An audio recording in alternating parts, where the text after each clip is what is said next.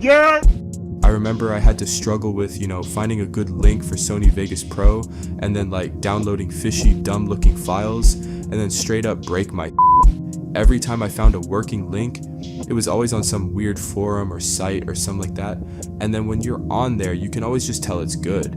Like, you scroll down, read the comments, people saying things like, oh, thank you all for being this quick, or yeah, I can confirm it works. And they even explain their stuff. Like, it's a real community thing going on, And right now there's like this movement happening.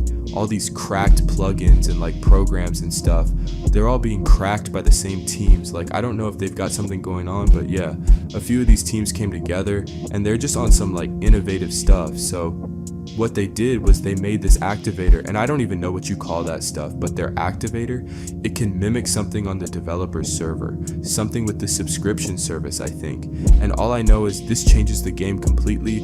I downloaded the latest Sony Vegas Pro for Windows, and when I ran it, it just randomly started the Magix installer, and it was just like, I installed it like you normally would, but then like I checked my Magix account page on their like legit website, and it said I had access to all apps activated to like it said next year, and there's like 4 other licenses like ready to go.